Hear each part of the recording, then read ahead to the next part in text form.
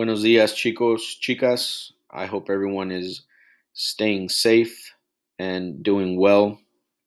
This morning, I wanted to talk to you guys about the conditional perfect, more specifically, your homework assignment from Monday. If you want to follow along, I am on page 166 of your textbooks.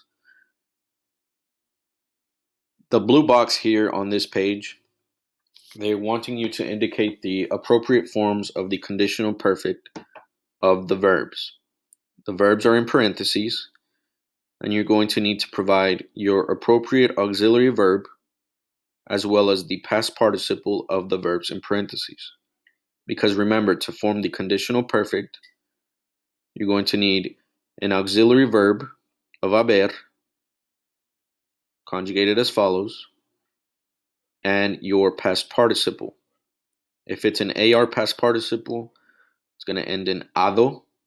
If it's an ER or IR, they're going to end in ido. Ado, ido. And remember, accents always on the I of haber, okay? Número 1 says, nosotros habríamos hecho todos los quehaceres. We would have done all of the chores. We know it's habríamos because we look at our chart here, nosotros. And then hacer, this is an irregular past participle, so you're going to need to reference back to page 66, 67, I believe, and or also your foldable from last chapter and or your notes. All right, the next part of your assignment was to complete exercise 1 over here on 167.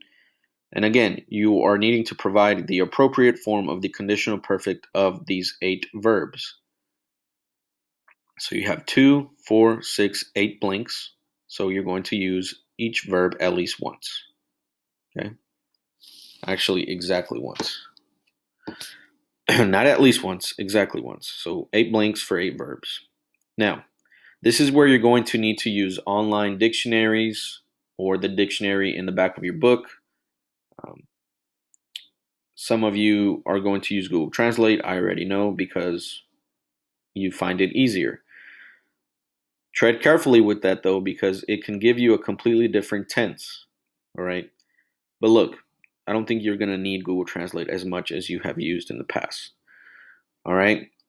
You will, though, however, need to figure out what these verbs mean. And for Google Translate, okay, that can help you with the meaning of these verbs. So define these if you haven't already, or if you don't know their definition.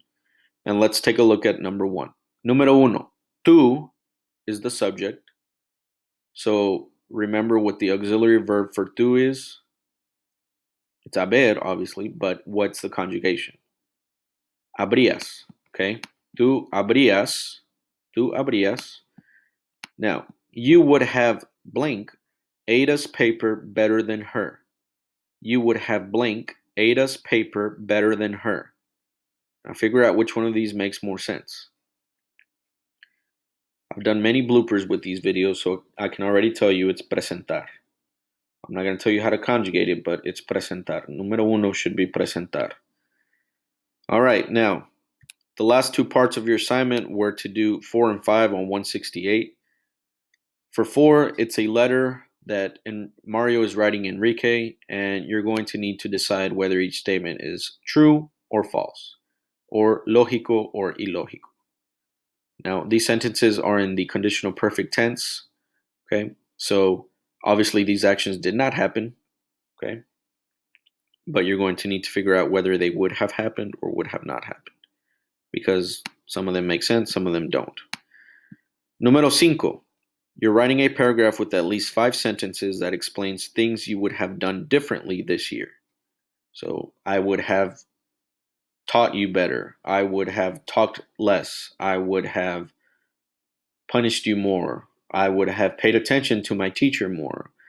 I would have not worn that on that day, etc., etc. Please, if you have any other questions, feel free to email me directly or just post it on Google Classroom. Gracias, señor.